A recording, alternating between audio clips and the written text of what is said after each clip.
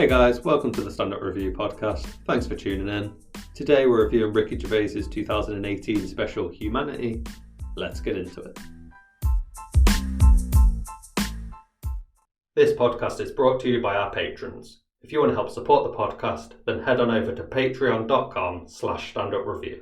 With tiers starting at as little as £1, there are some great benefits, such as voting for which specials you want reviewed, Q&As, bloopers, early access to podcasts, exclusive podcasts, and many more. Sign up at patreon.com/standupreview, and thank you for your support.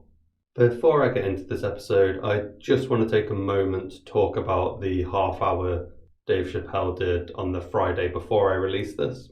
He did a small show called 846 about George Floyd's death, and more generally about the Black Lives Matter movement.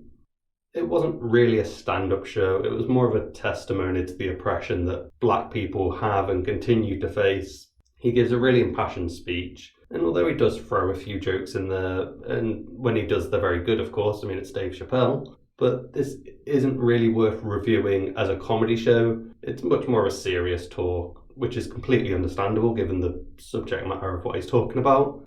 I do highly recommend that everyone go and watch it, but I just wanted to mention that I won't be reviewing it as a stand-up show, but you should definitely go and watch it.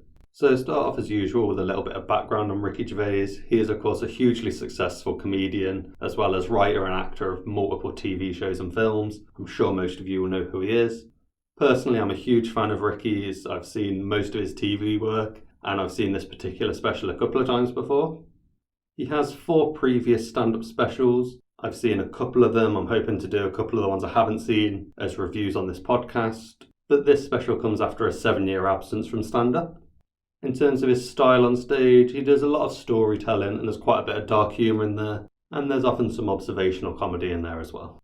But with all of that out of the way, let's get into the show itself. At the open of the show, Ricky gives a little bit of an introduction, but he makes it funny. He includes some jokes while he's introducing himself. In the first bit of the show, he talks about dogs, and there's a little bit of performance in there, but it's more to assist the jokes than anything else. It's not really about the performance. He also spends a little bit of time setting up the jokes, but he keeps your attention well and doesn't take any more time than necessary. It's always something that's important to the story. He goes on to talk about hosting the Golden Globes, and what I noticed in this bit is that he doesn't really format his jokes in a traditional way.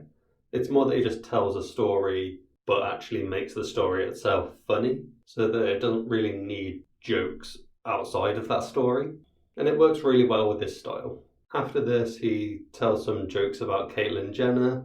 One thing he does here is that he tells a joke and then he'll explain it, but it works really well in how he does it. He tells a couple of stories and fits jokes in well around the story. And he kind of uses the jokes to shape the story rather than just pinning jokes onto the story as separate pieces. Also in this bit, there's a little bit of a role play scene of Bruce Jenner going to the doctor before his surgery. And it's done really well. It's not really acted out. It's just kind of, he plays the characters that are in the scene. This then leads into him talking about identifying as a chimp. And he goes through a really detailed playthrough of how he would become a chimp and how he's already like a chimp. And this is really funny and it's really well written and well performed. After that, he goes into a few quick fire jokes talking about how he's changed since becoming famous. It's quite a short bit, but it leads into him talking about why he doesn't have children. Now this is really great. He sort of goes down one direction for the first half of the bit and then switches it for the second half. It's really well done. And again, there's not really any jokes really in this bit. It's just a really funny story in itself and told in a way where the story itself is the jokes. Pretty much straight after he talks about adopting, and he touches on some fairly sensitive topics, but he does really well to keep it light-hearted and make some good jokes about those topics.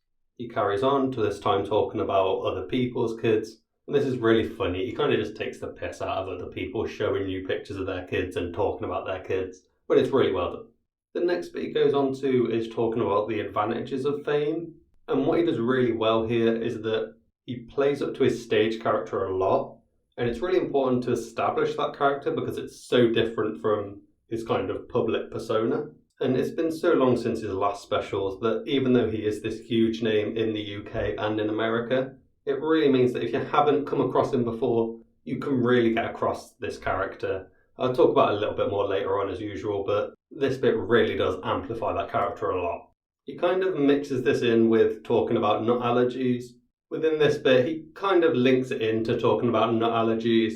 He has kind of a rant about nut allergies, and more of an actual rant than kind of the comedic style of rant. In this bit, he talks about sort of dealing with people on social media, and he goes into a little bit more of a serious talk about jokes and how to deal with negative things in comedy and how to talk about more negative subjects.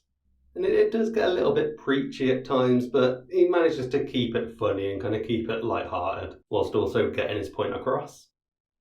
He then switches it up to talking about that he's getting old. And this is more of his kind of storytelling over specific jokes. He jumps between a few different topics. And even though the stories themselves are really funny, he also does branch off with a few jokes, which are all really great.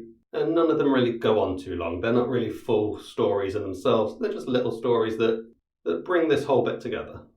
After that bit, he goes back to talking about social media, and it's a little bit different from the rest of the show in that it's more sort of shorter jokes rather than storytelling. At one point, he reads out a tweet he got, and he picks it apart really well. It's not just about reading the tweet and saying, "Isn't that tweet funny?" He picks it apart well, and he gets a lot of really good jokes out of it. He makes a really great reference to The Office. If any of you have seen that, I'd highly recommend The Office as well. And he uses it as a way to talk about jokes and how you should joke about certain topics. It does get a little bit preachy in places, but he keeps it funny.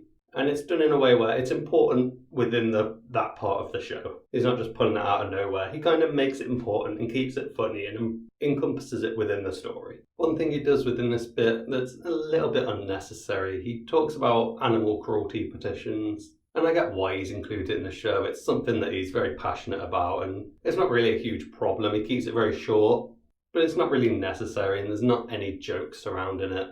But it's worth mentioning that it's a little bit of the show that's kind of takes you out of it for a minute or two. The ending of the show is around this point, and he ends with a really great joke, and it's linked to what he's been talking about previously. It's a really, really strong joke to end on, and it's a good example of how to end a show. He does then come back on for an encore, which you don't really see a lot in comedy anymore, but he uses it to quite good effect. He talks about his family and his mum's funeral. He tells a few stories, and there are some good jokes with the story itself, but the way he tells the story doesn't really need many jokes alongside it. It's funny in its own right. It's really well written and well told. He has quite a serious message at the end, but he gets it across in a way where he doesn't really have to say the message. It's kind of within the flow of the story, and it doesn't really get serious at any point. He then ends the encore and the show as a whole with another really, really strong joke that he links into the story really well. So both kind of endings to the show, if you want to count them as two separate endings, are both really, really great and really well done. A few little extra things about the show worth mentioning. It's not really a callback, but he uses the phrase "I should have left it" multiple times throughout the show, and it becomes a bit of a catchphrase in the show. It's the kind of thing where you can't really use it too much, otherwise it gets repetitive and boring. But you use it in a way where it kind of adds certain parts to jokes, and it kind of becomes a joke in itself.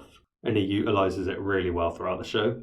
As far as transitions go, he does a really good job. If there's not an obvious link between two bits, he'll just jump from one to the next. But for most of the show, there's a smooth transition from bit to bit. And he's even really good at sort of putting in one or two jokes that links two pieces together without making them feel out of place at all. In terms of his stage persona, this is well established for Ricky. He plays kind of a rich, stuck-up character who thinks he's better than everyone else. He plays up to his wealth quite a lot. But he does it in a way where it's very funny and it's very kind of playful. And he's well known enough now that people kind of know this is just a character. As for the audience, they really don't play a big part in this special. Ricky's been able to build an audience of his own that knows what to expect from him. And you don't really notice they're there as you're watching. They laugh in all the appropriate places and generally go along with the show. It's quite nice when you're watching from home because they don't really interact with the show at all, and it gives you a better sense of immersion. Some final thoughts to end the episode on. This is a really great show. Ricky Gervais is at his best doing stand-up in my opinion. He's got a fairly unique style where he's able to write and perform stories so that they're funny enough to not really need jokes around them, and they're told in a way where they're funny often enough that you don't need to split it up with jokes. But he is also capable of writing more traditional jokes, and he has a few sections where he just does some quick one-liners or shorter jokes in there. This show is definitely worth watching if you don't mind dark comedy. Ricky Gervais is a brilliant comedian. As for an overall rating, I'm going to go with an 8 out of 10. There's really not a lot of places that this show could improve.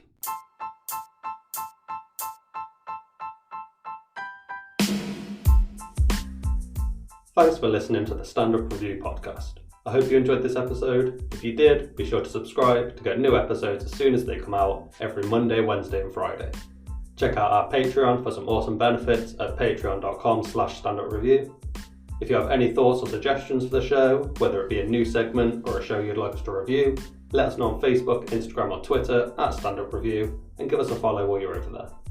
Feel free to share this or any of our other podcasts on any social media platform. Have a great day and we'll see you for the next episode.